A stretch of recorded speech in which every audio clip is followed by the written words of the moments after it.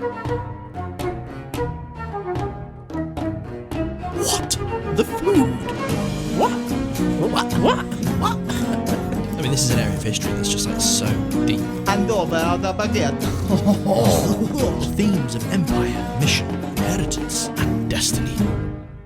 Hello and welcome back to What the Food. If this is your first time here, welcome, pull up a chair. This is a podcast that aims to uncover the fascinating origin stories behind dishes from all around the world, both popular and obscure. I've just remembered, last episode, I said that I wasn't going to say dishes anymore, because I wanted to include like just food items and drinks. You've messed that up then, haven't you? I've messed it up because it's there. It's like riding a bike. Once you know that intro, it's there. But it also means you can't change it. Anyway, it's not just food. It's drinks and all. Yeah, it's the whole thing, isn't it? Everything that you kind of get sustenance from. Yeah, exactly. But yeah, so welcome. It's good to have you here. Andy, what are we looking at today? Well, Miles, we are taking our very first steps into the world of Canadian cuisine, eh? Ooh, hard accent, I think. The Canadian hard accent, eh? What I love most about Canada, is that they have the moose, eh? Moose, getting the boot. A boot. I've heard nothing about it. It's like a little bit Scottish in a way, isn't it? Kind of. Yeah, I think so. Some of it's are. Well, it's just a pretty mental place, isn't it? Because you've got some kind of like, obviously completely French-speaking places, but then you've also got kind of like hillbilly English-sounding places. Yeah, cool place, Canada. Yeah, a mixing pot of lots of different kind of cultures, it seems. Yeah, exactly. I mean, and they've got maple syrup. They've got Moose. Mice. They really care about maple syrup, don't they? That's on their flag. It's right there as the proudest emblem of their country. Yeah, definitely. So they get it from the mooses. That's how they get it. Yeah, so they get mooses to climb trees to nibble at the top, and then it releases the sap. Yeah, and then that transforms into maple syrup by the time it gets to the bottom. Syrup, exactly. And then they have carts that lead it off to the estuaries, and then they use canal boats to transfer it to the rest of Canada. So yeah, it's mad actually. Yeah, it is crazy. And they also extract little bits from the jowls of the moose as well, because I tried to keep my cool, but the word jowls got me. Jowls. Oh, Canada. I've never been to Canada, but it's up there on my list. We did Pad Thai last week, and we're talking about Thailand, and that again is up there. But I think a lot of these countries are on your list. Yeah, just below that I think is Canada. I just love I love the fact that it's kind of got every kind of climate and terrain in one country. You can go into mountains, you can ski, snowboard, but there's hot areas, there's mountains, there's woods, there's everything. Love it. I would love it. I think I'd love it. I think you'd love it. Yeah. Maple syrup, hockey, snow, moose, apologising, and of course, the topic of today's episode, poutine. Poutine. So this is normally the point in the episode, Bones, where I ask you if you have eaten the food that we're chatting about today. But I know for a fact that you have, because we lost our poutine virginity together at the same time. We did. The same place. We've had it twice, I think, haven't we? We've had it twice together. Vicinity of each other. It's just a social thing we do, isn't it? We just meet up for a poutine once a year. Yeah. Fancy a poutine, Miles? Yeah, it was just as weird the second time we had it as it was the first. Yeah, the first time was like a airport pop-up thing, wasn't it? That was bizarre, wasn't it? Yeah, like trying to tempt us to leave our homes and travel like 3,600 miles to a completely different continent just with chips and gravy. Yes, it was. Yeah, that was like some kind of like Canada tourism board type thing, wasn't it? Yeah, man. It was a solid marketing strategy. They're confident in this trifecta of Scram. They know. Well, should we give some context? Because basically, Andy came to visit me when I was living in London, and we went out to Shoreditch, to the market in Shoreditch. Can't remember the name of it. It's going to really annoy me that I can't remember. Shoreditch Market. And in there, like you said, there was a pop-up poutine little cafe, I would describe it. Yeah, it was branded Air Canada, wasn't it? Air Canada, yeah, it was. Yeah. It was run by like the tourism kind of / flight board of Canada. Making their real national pilots in the kitchen making poutine. That salary like getting put to good use. Frying chips. Well, he's not got enough flights, so like they have to get in the kitchen and make poutine so they can drum up more flights. Yeah. It's a vicious circle, the Canadian marketing agency, tourism board.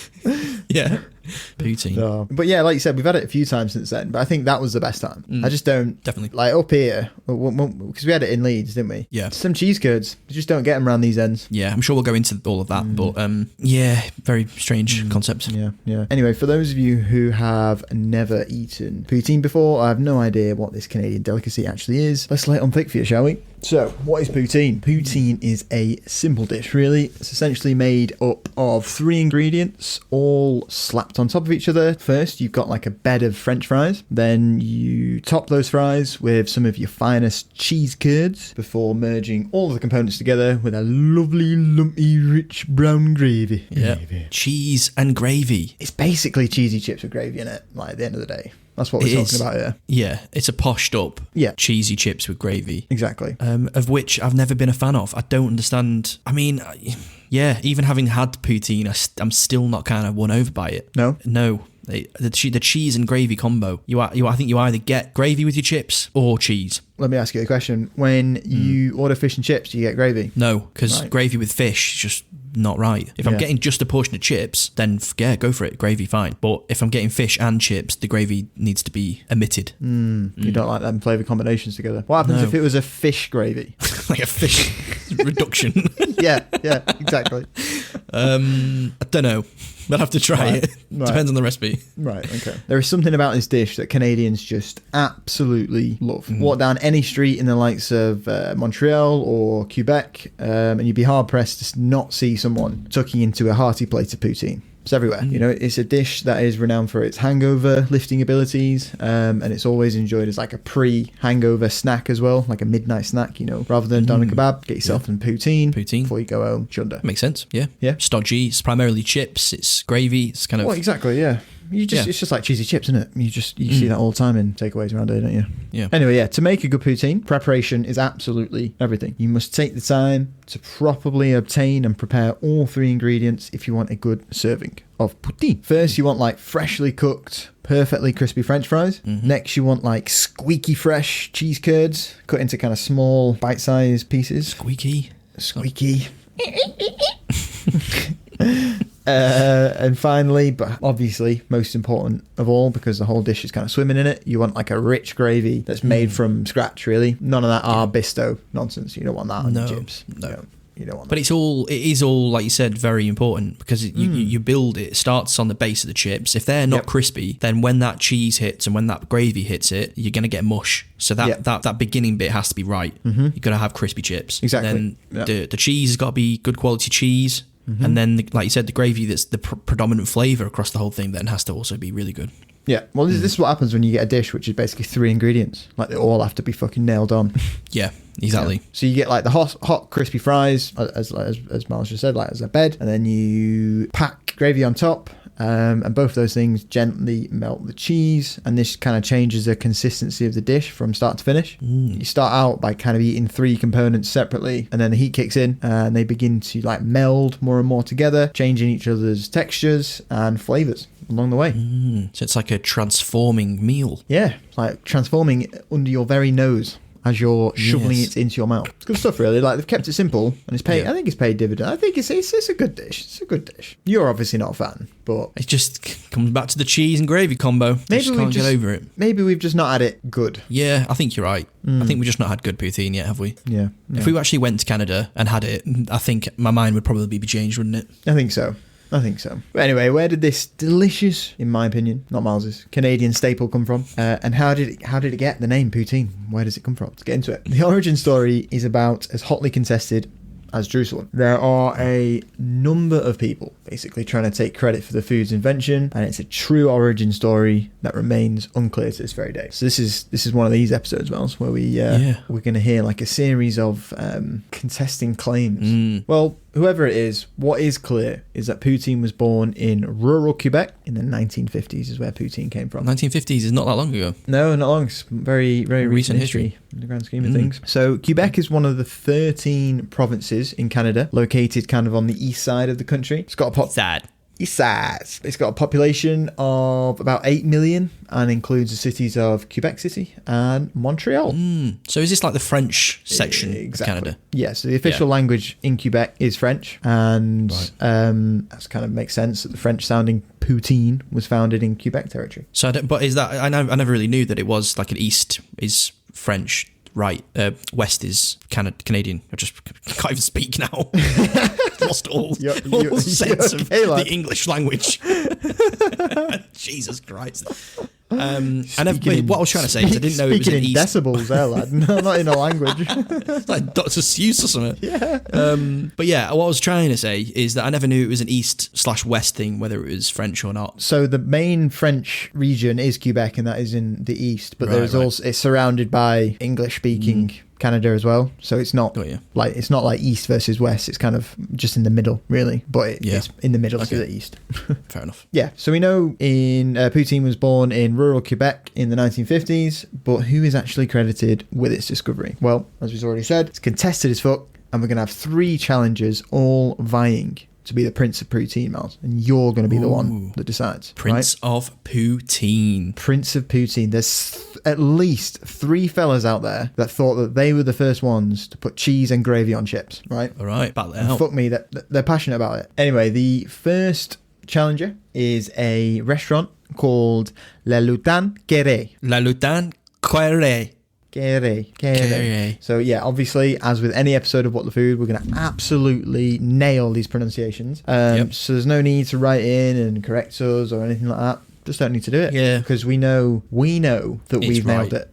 Yeah, exactly. So Lutin Quéré in Warwick. What do you think that name means, Miles, in English? La Lutin Quéré. Query. The light is quite right. Almost. It means the laughing elf. Right, I was close, yeah. You were just a little bit out the area with that one. I just looked at the words and it looks like la light quite right. All right, yeah, okay. Good logic. What does it mean? Something about an elf. The laughing elf. Oh my god, okay. Right. Well, yeah, okay. Yeah. Sure. Mad little name for a restaurant, that though, isn't it? Mad little elf. Mad little elf. Got some poutine and a mad little elf. No, mate. No. That sounds weird. Warwick as well. Warwick sounds like an English place. Yeah, doesn't it? Yeah. Right, so it's the Laughing Elf. The Laughing Elf in Warwick. Yeah. Anyway, Okay. Sorry. Off topic there, don't we? With the mad little elf and whatever fucking you said. The light is quite right. Great name for a restaurant, that. Great The name. light isn't quite right. Yeah, why would you call it that? And when you go in, it's really bright, or sometimes it's really dark. Really dark, It's always not quite Two right. extremes. Yeah.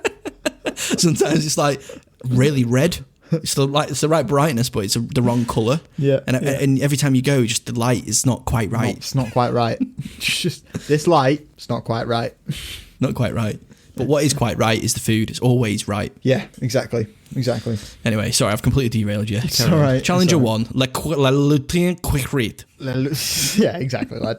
Le Lutin Quéré. Yeah. Okay.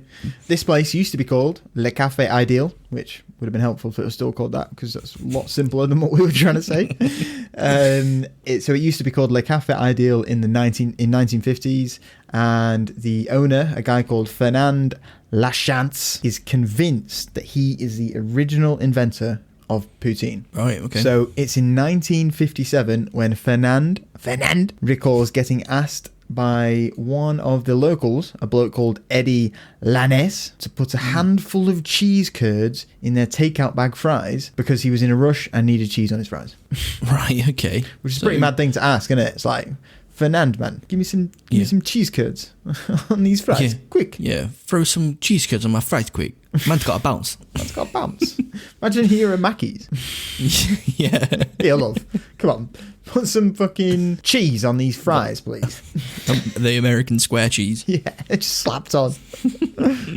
But it's interesting that Fernand is saying that it's his invention when actually it was one of his customers. Yeah. Unnamed customer. Unnamed. So- Well, no, he's not unnamed. Eddie Lance. Oh, Eddie. Eddie Lance. Lannes. Yeah. Okay. Anyway, Fernand enough. remembers shouting at the time. Savoir faire un maudit poutine. Brilliant. Go on, just because this will be funny. What do you think that means? It's unfair to make me make poutine. Yeah. You've nailed that. Yeah. You, sir, are a natural born speaking French person.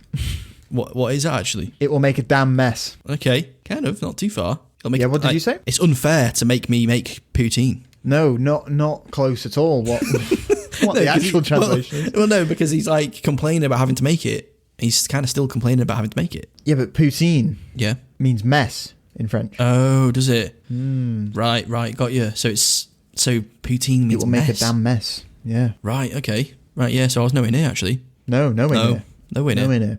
So he puts this cheese on the fries, and he's like, don't make a damn mess. Yeah, well, one thing you know about French people is that they generally know how to cook, and they take it very seriously, and they also don't really mess around with recipes. They're very traditionalistic cooks, aren't they? They are. They have a way that's the way to do something, and that's how they do it. So when you're asking a Frenchman to throw cheese curd on French fries, he's going to have a problem with it, isn't he? Yeah, exactly. Well, it seemed like upon seeing this gooey cheese melted all over the fries he'd just cooked, he was perhaps not best pleased by its appearance, because like you said, they're very traditionalist when it comes to their food, and they like things done in a certain way, don't like things too messy. And obviously it's refined, isn't doing it? So yeah, exactly. He used the word to describe it, poutine, which is kind of a local French slang term for mess. That's where we get the name from. Okay, cool. Yeah, because it's a messy dish, isn't it? Like you said, as the cheese melts, it kind of gets gooey, and you've got all the gravy, and it does kind of become a bit of a mush towards the end of it. So kind of the perfect name when you break it down. Yeah, exactly. So he ended up adding the dish to his menu in the same year, but this time it was served on a plate rather than in your standard paper bag. And the gravy's still not around at this point. Cheese curd, fries, and gravy in a bag, in a paper bag. In a paper bag? Yeah, not going to go. Like a brown bag. Yeah, but that's not like a placky bag. No, but it would almost be better in a placky bag. Like a Tesco bag. Your gravy's just going to like disintegrate your there's no gravy. There's no gravy at this point. There's no fucking gravy. I'm jumping the gun. I always do this. You always bloody do this. Right, that makes a lot more sense. Okay, yes, paper bag, freshly fried chips, and cheese curd. Got you. Cheese curd. Boom. Yep. Done. You don't know. So wax it on the menu, start serving it on a plate rather than in a bag. And it's by 1962 when Fernand started pouring hot gravy over the fries and cheese curds to keep things nice and warm. Plus moist, and thus modern poutine was born. Boom. So that's the laughing elf story of events. Yep, the light is not quite right. The light is not quite right. That restaurant, they just couldn't get the lighting right. But they got the poutine right. I was going to say poutine was just right. Right, so that was Challenger 1. Challenger 1. Up step, Challenger 2. Ding, ding, ding. Ding, ding, ding. Leroy Jusset is a drive-in restaurant located in Drummondville, which is a city within the Quebec region. Drummondville, yeah. Mad little name, isn't it? Yeah, I don't know why. Anywhere that's got Ville on the end of it just sounds like it's the setting of a 1980s American horror film. Like Amityville? Yeah, just any Ville. I just feel like I just don't want to go to a Ville because there'll be some kind of exorcism there or the Drummondville haunting horror. Yeah, something's going to go down in Drummondville at some point. And yeah, we don't go there anymore. There's murderers. Drummondville, where at night at 3 a.m. you hear drums all the time. Non-stop, and it's so scary. Also very annoying. Also really annoying when you've got to be up for work at dawn. It's not conducive to living a proper balanced life. No. Anyway, Leroy Jusset was opened by a Mr. Jean-Paul Roy after he spent 7 years as a cook at the Hotel Mont Royal in Montreal. So, very typical sounding Frenchman, Jean-Paul. Yeah, so he returned to Drummondville and opened up kind of a small snack bar on a place called Lindsay Street, and he called that Leroy de la Patata. Patate. P-A-T-A-T-E. Patati. Yeah, but it's French though, isn't it? It can't be patati. That's like Italian. Yeah. Or are we just saying it in an Italian accent? yeah. Patati. Anyway, this small snack bar, he operated it with his wife, Fernandi, yep. Snack bar. This whole snack bar thing. Well, I'm just imagining like Twixes, Snickers, Mars. Right, just so like a corner shop, basically. Yeah, he's a corner shop owner. He's trying to like upsell his establishment. This is a snack bar. Ends up paying fucking more tax because he's got to like get a license for a bar. yeah. It's actually just like a corner shop. Yeah, with the door just always open. Yeah. We have inside and outside seating. There's no chairs, but you may sit. Just buckets started around that you can just perch on. Snack bar. That's a great name for a convenience store. Yeah, snack You bar. heard it here first. Is it actually? Is it? Yeah, it's great. Where are you off to? I'm just going to go down snack bar. Do you want anything? Yeah. Yeah? I suppose so. But Where you getting from snack bar? Oh, I'm just going to get my dinner. What are you? I'm just going to get some laundry detergent. Yeah, it's alright. Don't snack on that though. Yeah, in small writing above the door. Yeah. Not everything is worth snacking on. Please don't snack on old produce. Thank you. T's and C's apply. Alright, snack bar. Leroy. Snack bar. What's his name? Jean-Paul. Jean-Paul Roy. Jean-Paul Roy. Jean-Paul Roy. And he owns and operates a snack bar with his wife. And yeah, I mean, at this point in history, the potato is pretty common in these parts, but it wasn't really consumed with gravy. It just wasn't something that was done. This is probably where your ancestors are from, Miles, because you've got the same ideology. Yeah. That's in my DNA. Yeah, exactly. But in 1958, Roy began serving his fries with a special sauce, and this phenomenon basically quickly gained local popularity, and demand for Roy's special sauce and fry combo began to grow. Never a fan of special or mystery or No. any of those kind of words when it comes to food. Nah. Tell me what is in what I'm about to eat. Exactly. Give me the 52 ingredients in this dish. Secret recipe. Yeah. Like, nah, I don't want it. No, I don't want that. Exactly. So, yeah, he's serving fries with this special sauce. And so he's got that on the Snack menu bar. at the snack bar. Another item on the menu at Roy's place was fresh cheese curds that were delivered daily from the local dairy farm in the area. Can I interject a question? No. What? Okay. Cheese curds. What is that exactly? I know it's cheese. I know it's some kind of little knobbly bits of cheese. They almost look like kind of mozzarella pearls in a way. So what's the cheese? What is why cheese don't curd? you explain to me what you think cheese curd is? Cheese curd. Okay, so when you make your cheese, you do a lot of like mixing of it and churning it, and then you kind of compress it to make the cheese. And then is there like some little bits that then gather on the top of the water after you've squeezed the cheese? Yeah. And those little dangly, straggly bits, is that your curd? Exactly, yeah. So it's a mixture of like whey and curd. Right. And then the mixture is then like cooked and pressed to release the whey from the curd, creating the final product of cheese curd. Right, so it's kind of like little cheesy pieces, isn't it? Yeah, exactly. Yeah, it's good for eating. Yeah, good for you. No, it's not good for you, but... Don't eat loads of that if you're on a diet, Miles. No, don't. Yeah, I eat that in moderation, but it's good. It's good for eating. Good for eating. Okay. Yeah. There's a slight difference in the meaning of that I took compared to what you meant. I was very careful with my language there, and then you just jumped on the bit that you wanted. You're gonna go order a bucket full. Oh, they're healthy, are they? Okay, so yeah, it's not good for you, but it is good to eat. You can eat it, and it tastes good. Yes, exactly. Okay. So Roy has cheese curds on the menu, and basically a few hundred IQ customers started ordering a side order of these curds and then placing them on top of their fries and special sauce and started mixing the two together. Roy obviously started noticing that people were doing this and then started serving it himself. Right. And thus, cheesy potatoes and sauce was officially added to Le Roy Josette menu. There you go. That's quite a strong claim, I think. That sounds kind of very feasible. I think so. Yeah, exactly. So by around 1964, Mr. Roy moved to a new location and opened up the restaurant Le Roy Josette. And right from the start, Roy's new restaurant began to popularise the drive-through service by kind of waitresses working outside. So it's kind of like, you know, these 60s drive-through things that you see where people just park up and then waitresses will just come round and like take orders from you in your car. Like, there's no drive-through like nowadays. Yeah, it's like a drive-in cinema style, isn't it? Everyone's kind of parked in a car park and you wind your window down, they come over and exactly. In Canada though, because could be cold. Sounds like if cold. Anywhere you want to sit inside and eat, it's Canada. Inside. Yeah, but people might be in a rush. Maybe they might have maple syrup trees they need to tap. Yeah, all that. A moose that's just got into the kitchen. Yeah, hockey game on at 7. Just naming stereotypes of Canada here, aren't we, really? Yeah.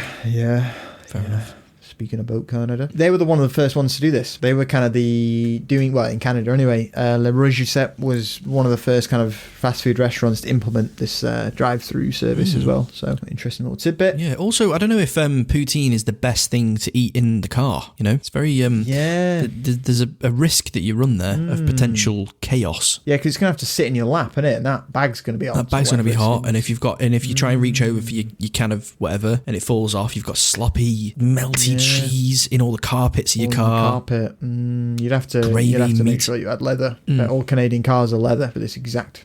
This exact reason, yeah. Yeah. Is this got the poutine wipe leather? Yeah. Every car comes with like poutine guarantee. Yeah. Poutine cloth in the glove box of every car. Anyway. So he's one of the first restaurants in Canada to kind of operate this drive-through service, and he's also one of the only restaurants to sell the cheese curds with fries. They're kind of doing it as well.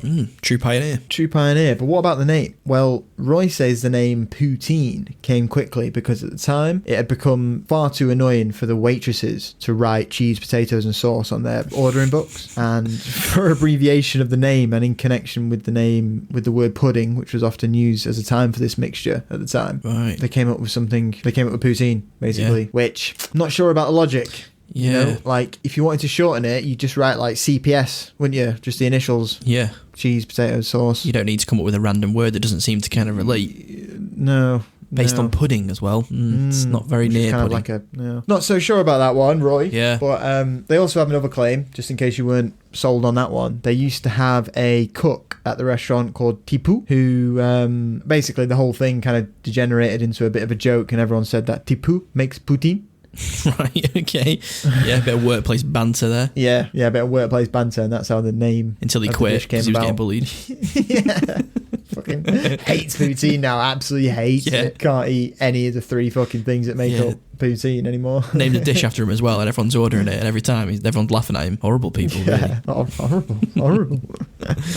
Whatever the case is, in November of 1998, the restaurant made its position official by registering the trademark L'Inventeur de la Poutine. Whoa, the inventor of poutine. They've gone for it. Yeah, They want it They've officiated. gone for it, and they got it officiated, and they display this trademark slap bang in the middle of the restaurant to this very day. Of course they do. They're extremely proud of their history and have this lovely statement on their website. The entire team at the Leroy Giuseppe restaurant is proud to serve you the same authentic poutine that has made it famous by always and carefully using the same secret spices, essential components of the very famous Roy Giuseppe sauce. Perfect. The same secret recipe. Oh, spices, sorry. Yeah, said it wrong. Backtracked. In character. In character. Yeah. Top notch. Yeah. Top notch. Never, ever, as a performer, break character. Rule Break 1. character. So one rule. Yeah. Rule 1 of drama school, never break character until the curtains are drawn. That's it. So they're very proud. They're proud to serve the same authentic poutine that has made it famous by always and carefully using the same secret spices, essential components of the very famous Roy Giuseppe sauce. So yeah. Yep. They sound like they care about it. Yeah, pretty strong challenger, if you ask me. Lots of minerals in the fight. Fairly believable origin story. Yeah, it's funny. When doing this research, it kind of made me think, like, you know how superhero origin films are constantly being made? Yeah. We could do that, but for food origin stories. We definitely could. Well, you know, the possibilities are endless. This is why we've got the best podcast in the world, because, you know, you could make this a TV show, you know, where me and you go around the world and uncover these origin stories and go right to the source of the things we're talking about. And, you know, meet like ancestors of the people that we actually talk about in the podcast. Yeah. You know? And ancestors of poutine. Yeah, you know, and we could actually we could hand make cheese curd for the show. We could. I was thinking about turning each one into like a really action-packed film, though, where kind of like lots of drama and intrigue. Right, okay, yeah, like proper dramatising it. Yeah, like Marvel it, just pump it out. Boom, boom, boom, boom, boom. We'd have toys, we'd have poutine little cartoon characters. Yeah. We create like an animated division. Yeah, yeah. How long are these movies, do you think? 3 to 4 hours. Not sure. Maybe. Yeah, we'll have to see it written down. Get a script over and we'll go from there. Challenger 3. Challenger 3. So the next restaurant on our list is Le Petit Vache. Le Petit Vache.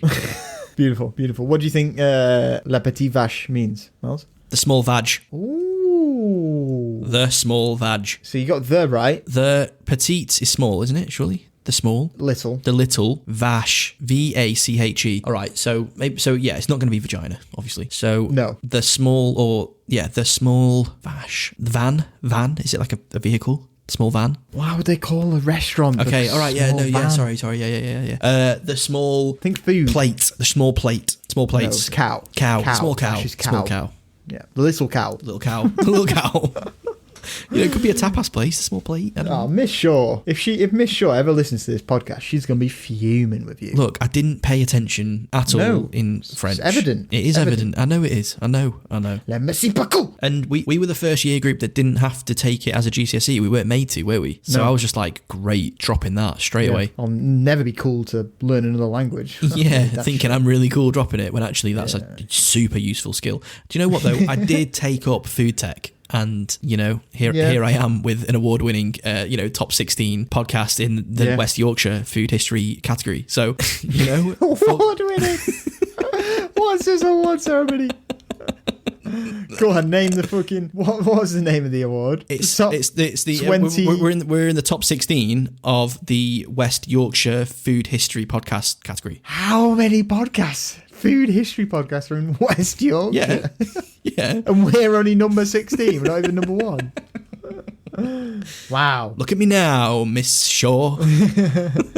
But anyway, yeah, like I was saying, I took food tech instead, and very glad I did. I'd rather Very glad. have the skills and knowledge about food that I have than be able to speak French. It's a close one, Okay. but it's Close one. So, Le Petit Vache. Le Petit was founded in 1966 and is located very close to the Princess's Cheese Dairy, which weirdly produce a lot of cheese curds without having anywhere to sell them. Right. Strange. Well, it's So a byproduct, basi- isn't it? So that's like you can't make cheese Yeah. without kind of making cheese curd, can you? So a Exactly. lot of places that don't have a market for it, they still have the cheese curd, but they just don't have anything to do with it. It kind of becomes animal feed, doesn't it? A lot of the time. Am I right in thinking that? Or Yeah, it not? did in England, I think, Right. during the that's kind of what we covered in Pork Pie episode, wasn't it? Yeah, we did. Yeah. There's a bit on that. They were just Oh, gave it yeah. to the pigs, didn't they, to fatten them up, and that's where we got Melton Mowbray. that's it. Yeah. Spoilers.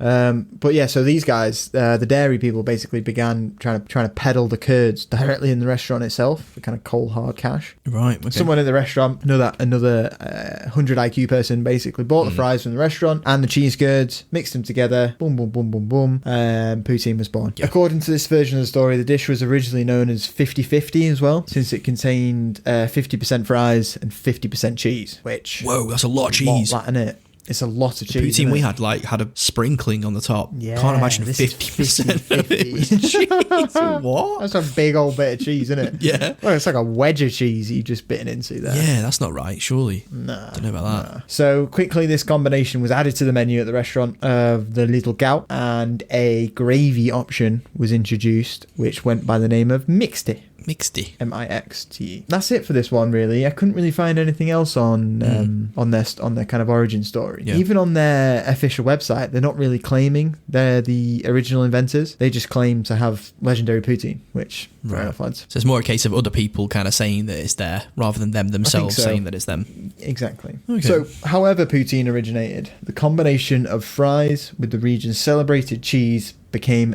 a hit. Marie-Helene of the tourism centre in Quebec had this to say about her nation's favourite dish. We have a lot of cheese products here. It started a bit like that because everybody was coming to the restaurants at the hour where the cheese would be at its most fresh. So at 5 o'clock, everybody would go to the restaurants just to have the freshest cheese and the freshest fries together. Right, okay. So they want The good old days. The good old days. They want both of those things kind of individually at this point, but both to be fresh. And then, As possible. Yeah, as fresh as possible. Yep. And then they end up just combining them. Yeah, and that happens to be 5 p.m. every day. Why So, is the boom, cheese everyone's there. freshest at 5, can I ask? Yeah, I thought it would have been in the morning. Yeah. Like, that's when you'd make your cheese, because that's when cows are at their most Lactating. lactating. That's when the teeth of the cow is ready to burst. Everybody knows 6 a.m. 6 It a.m. is good. Titty time. 7 p.m. Too late. Too late. Teeth closed. Titty closed. 5 o'clock. That's 5 a o'clock. weird time, yeah, to have the freshest Yeah. fries and the freshest cheese. I do quite like that though. It's quite cool, isn't it? Like every day, 5 p.m. You just know, shit, I need to be down the restaurant because Yeah. Well, it's a bit fishy this because 5 o'clock they know everyone's going to be coming off work. So it's convenient, isn't it? That you know, the time when most people are free is when your cheese is the freshest. Yeah, so you think this is like a QAnon conspiracy type? We've seen right through their plan. We have. Good old days, meeting up, 5 p.m, fresh fries, fresh cheese curds. Miss those days. Yeah. Beautiful. Yeah, I mean, despite the nationwide popularity of the dish, for some, the dish is still has like a power to evoke painful memories of a time where Quebec was seen as culturally backward by the rest of Canada. Oh, God. So this was kind of like an interesting bit that I found in my research. This kind of, I mean, we'll get into it. So Quebec itself is like a fascinating place with a super deep history. You know, some Quebecers themselves see Quebec as kind of a nation within Canada. You know, 95% of people living in Quebec either speak French or have some understanding of it. Okay. Compared to the rest of Canada, where 98% of the population use English, speak English, have it. So it's kind of like it's like a country within a country almost. Yeah, I was going to say when I think like when a group of people that are in one country that speaks one like a language, but they all speak a different language, they kind of form their own culture within that culture, don't they, in a way? Yeah. And definitely. Don't know where I was going with that, but yeah, I got what you were saying. It was a good message. It was a good message. Yeah. But it's like you said, it's like a country within a country. They've got their own very unique kind of sense of themselves, haven't they? Definitely. And the people from this region, they were mocked and ridiculed for having such an unsophisticated food associated with their area. Right. And basically, there was a stigma against poutine that was difficult to shake for the people of Quebec. During those kind of early years of poutine, it was very much looked down upon as kind of like a working class junk food. And at times, kind of like a subject of shame. Like you'd only have a poutine when you got absolutely smashed, or you were just absolute heifer or something like that. Yeah, but it's like making your national dish like a doner kebab. Yeah, but then exactly. I don't know, in Turkey that kind of is like, you know, a doner's seen differently. This is more like people are like, this is so simple, like this is just 3 ingredients just kind of slapped together, there's no skill in this, it's shameful basically. Yeah, it's unsophisticated. Yeah, and it doesn't it's not steeped in ancient history either, is it? It's not like you can say like, you know, the peasants that first landed here, they, you know, like a lot of the stories that we kind of cover, it doesn't really have that, you know, grounding in history, does it? It's no, and even the origins of its name, it literally translates to mess. I mean, what I found during my research, in the beginning, people of Quebec were not happy to be associated with poutine. It was a junk food that you would never really make at home. It was unsophisticated, and they didn't kind of like being associated with it, and they were ridiculed by the rest of Canada, who looked down upon them anyway because they were different, because they spoke French and they weren't kind of purely Canadian in that sense. Exactly. Slowly but surely, Quebecers began to understand how comforting poutine was and how much of a joy the dish was to place in your mouth. Yeah, I mean, even if something doesn't have history or tradition, and even if on the surface it does seem simple and kind of a bit silly, unless you taste it, and unless you taste it when it's done properly, you can't really slate them, can you? No, exactly. If it tastes good, it tastes good. The Montreal chef and restaurateur and TV host Chuck Hughes said, "Growing up, poutine was like a reward. It was always the go-to junk food that no self-respecting parent would ever make at home. It was definitely a guilty pleasure." So he's basically saying that, again, growing up, it was kind of looked down upon, no self-respecting parent would make it at home, and it was seen as like a guilty pleasure that kind of nobody wanted to admit that they were scranning. But in 1990, journalist Paul Wells wrote that, "It's become Quebec in a bowl, a shorthand symbol for the province which finds its way into editorial cartoons, comic monologues, and anywhere somebody needs to evoke Quebec and get a laugh at the same time." So you can see, like, as time goes on, the area and the people of Quebec kind of adopt the dish as one of their own and really kind of like start to associate their culture with it and their kind of unique culture in comparison to the rest of Canada. It's finding its way into like cartoons and comic books and things, so it's becoming kind of like part of pop culture at this point, isn't it? Yeah, exactly. Whenever someone needs to, evoke a feeling of Quebec, they use poutine. Fair enough, yeah, but however, like all symbols, poutine has often been appropriated by others, and it wasn't long until there was attempts to label the dish as Canadian. Oh dear. Ooh, no, that's been met by absolute scorn with the people of Quebec and its population. Not Canadian, Québécois. From Quebec. It's a tough one, isn't it, this? Because Quebec is Quebec, and people from Quebec are called Québécois. But it's a difficult this one because they are in Canada, and I know like, like even in America, Texans often kind of distance themselves from Americans in general, don't they? They always refer to themselves as Texans, and they almost treat it like a country within a country in a similar way. It's a very similar scenario that. Isn't it? But then to the rest of the world, you know, when you look at a typical Texan dish, I don't know, Tex-Mex or whatever, for example, it's American, isn't it? It's so American. Yeah. So to the outside You wouldn't call world, it Texan, would you? no. But then if you're an American, maybe you would call it Texan food. So like I feel like it's only Quebecois dish if you're Canadian, but it's a Canadian dish if you're from elsewhere in the world. Nice, unique way of looking at that. Yeah. Well, that's not what Mark Chuck Hughes says. Well, that's wrong. He says, So writing for the Toronto Life magazine in 2011, Mr. Hughes lamented that. over the past few years, poutine has become known as a Canadian dish, and it's totally not a Canadian dish. It's Quebecois.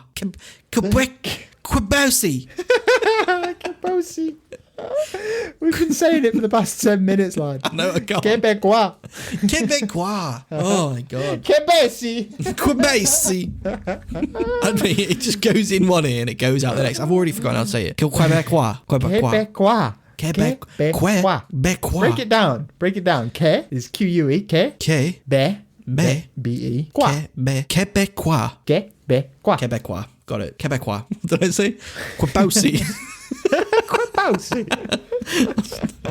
Yeah, good try, Miles. Good try. Good try. So he's kind of, he's like cementing the idea that it's not a Canadian dish. It's very specifically Quebecois. Basically, everything that you said before, your point, he would disagree with. Yeah, we would definitely argue about this. I mean, I think this is fairly, you can kind of fairly see the stance of the locals of the Quebec regions on this whole naming of the dish as Canadian. They're not fans of it, basically. No. I mean, it's this whole debate is actually still going on. In 2017, a guy called Nicolas Fabien Oulier, something like that, a Montrealer and postgraduate student in food systems at the University of Vermont, he wrote an academic paper arguing that the presentation of poutine as a Canadian dish had effectively been used to tarnish Quebec culture and undermine its legitimacy of self-determination as a nation. Oh, do you know what? Some people just really want to fight about something. How mad is that?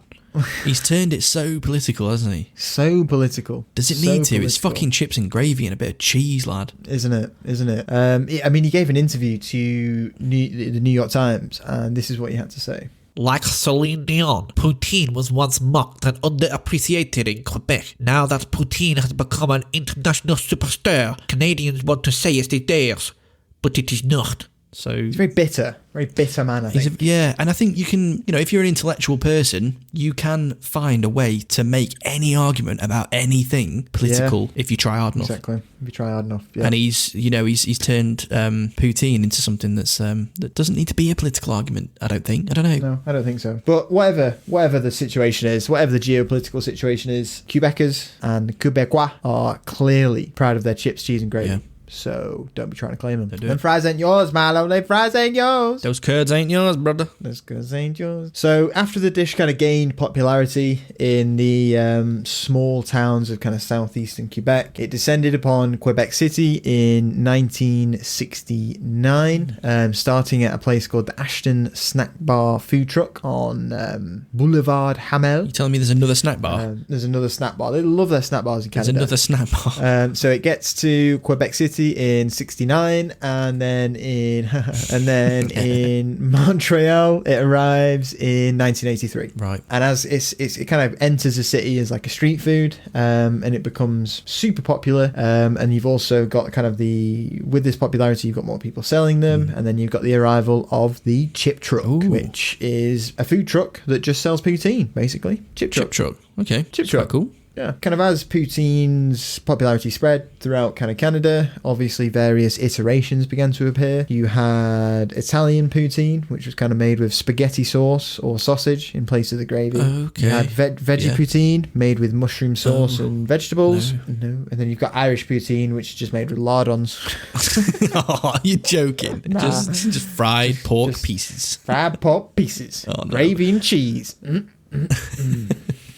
Oh, well, yeah, fair enough. I mean, Yeah. they all kind of sound like they work. The mushroom sauce was a bit left, but Yeah. don't know. Yeah, exactly. You also get regional variations start popping up. You've got stuff from the Gaspésie region, which are theirs kind of involves chicken and green peas. Interesting. Okay. From Montreal, you get Montreal style poutine, which is basically made with smoked meat. Basically, lad, there's a lot you can do with chips, cheese, and gravy. Yeah, there is. Yeah, because really, you've only got 3 ingredients there, and you can always add more. You know. Exactly. And it's a quick thing to throw together, isn't it? Like, once your chips are fried, you kind of throw in on Yeah. whatever you've got lying around at that point. Yeah, exactly. And by the 1970s, the dish has reached the US, and in places like New York and New Jersey, you get something known as disco fries, which is basically exactly the same dish, but instead of the traditional kind of Canadian cheese curds, you just use shredded mozzarella. Right, okay. Which is more readily available in those kind of parts of... Exactly. Yeah. Like, traditionalists would not consider that authentic poutine. No. Because to them, authentic poutine has to have squeaky cheese curds that are produced in kind of Why do you keep area using of this squeaky Quebec. word? It's really not... It's like, it does make a squeaky noise, doesn't it? Well, It's like yeah, when you no, eat, it's right. It's a good explanation. It's a good word to describe it, for sure. But Yeah. squeaky... I I mean, don't mind squeaky cheese. no, halloumi's a very squeaky cheese, isn't it? Yeah, very Very squeaky. Oof. Like, intensely squeaky. It sometimes goes right Intense. through me when I'm eating it. Yeah, when you have it raw, just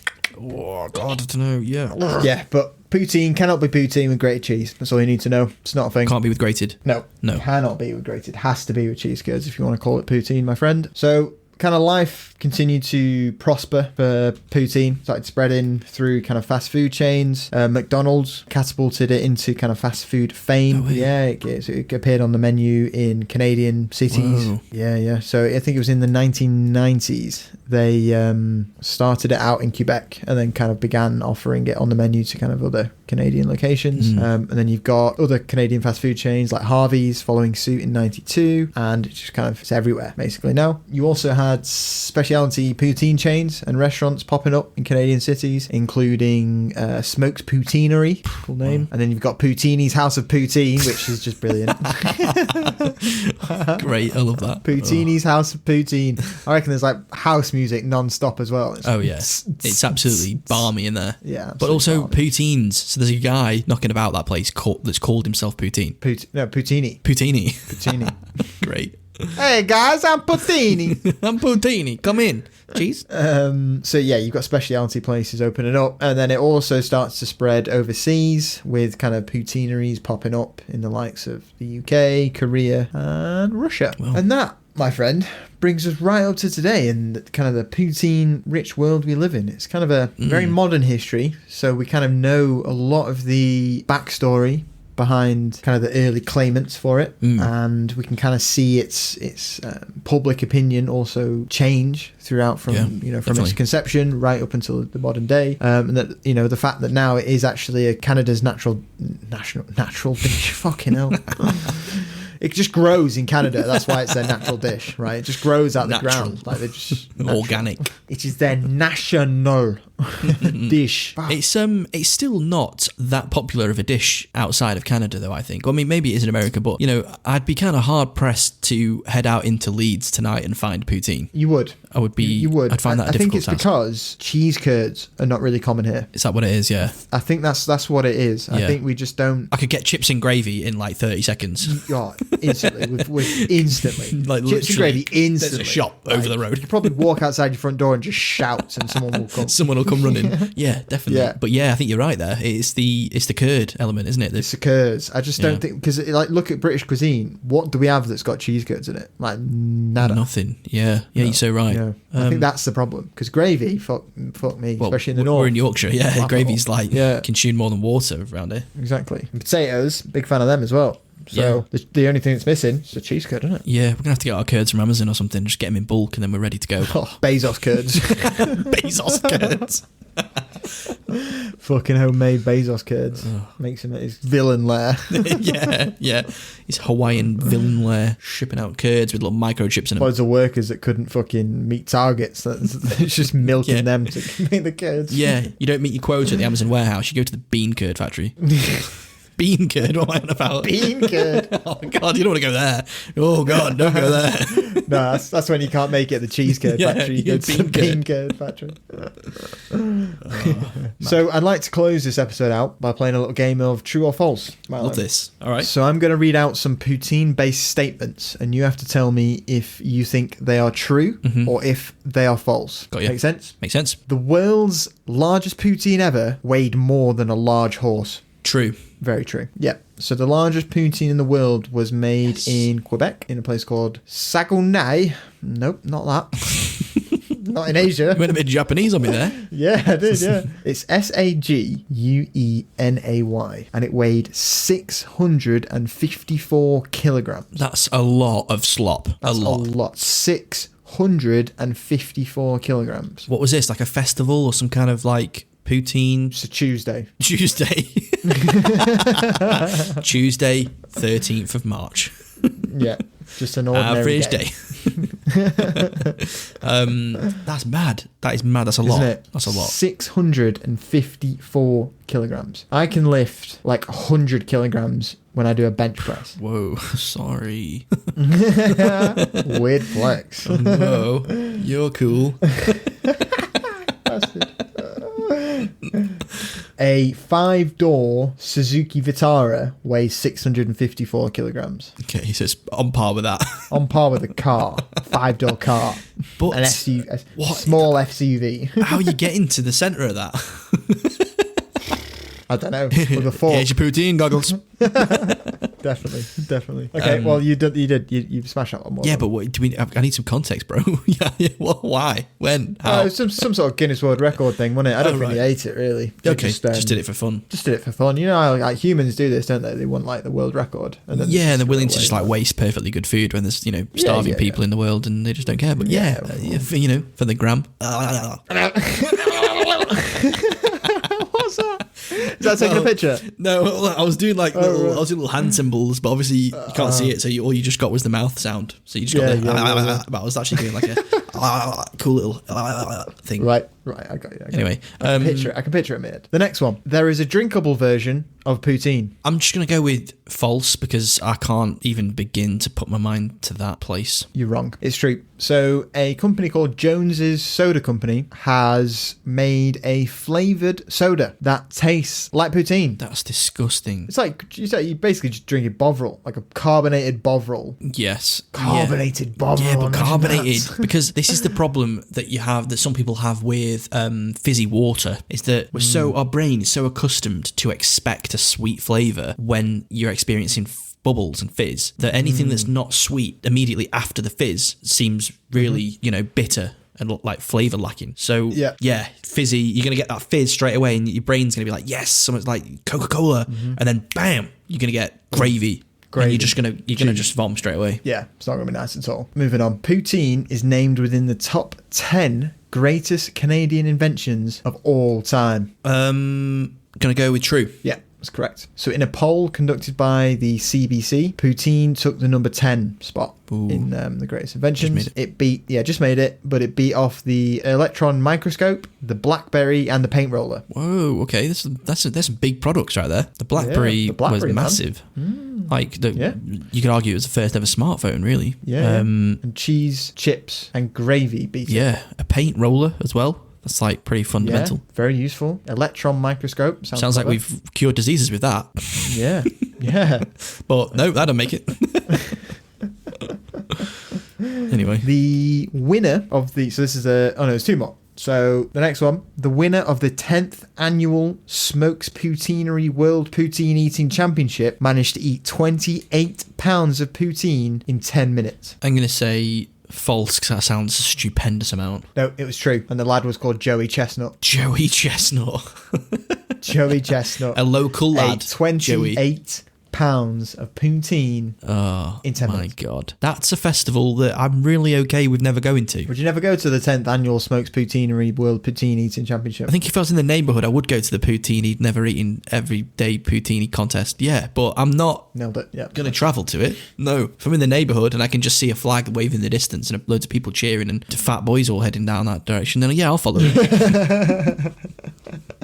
You see Joey Chestnut and his fucking boys walking down there. You're like, oh, some poutine eating's going to go down in a minute. I need to follow Joey Joey Chestnut. Chestnut and his cronies. Do you reckon he's called the Nut? He's got to be called the Nut. The nut. He's got to be called the Nut. Joey Nut. Beat up any children. Hey up, Big D. Beat up another 10-year-old. That's it. This one deserved This one deserved it. Hey up, Joey.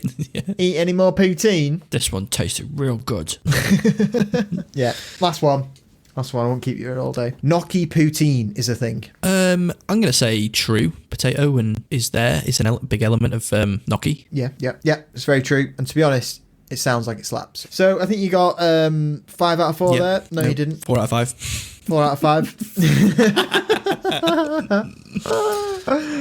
Good job, maths with me. And that's the story of poutine. Yeah. Very interesting kind of modern history that we've just gone through right there. So yeah, next episode is going to be our 20th 2-0. episode. Big one. So we've not decided. We've got a few kind of entries on the cards about what we're going to do. But we want it to be a special, interesting one. Not that they're all interesting, I think, but we want, like a star of the show. Yeah, something different. Yeah, we've done. We kind of work that way, don't we? We kind of write like a bunch of dishes that we'd like to cover, and then we kind of pluck ones from that, don't we, to do each week? Yeah, exactly. So maybe we'll have a little scan of the list and see if we can pull out a special one for the big 2-0. Yeah, exactly. Thanks for listening. Yeah, and make sure you keep tuning in. Yeah, definitely, for this evergreen content that's just getting better and better. But yeah, thank you. Thanks for joining us. I hope you've enjoyed it. See you in the big 2-0. See you in the big 2-0. Bye, guys.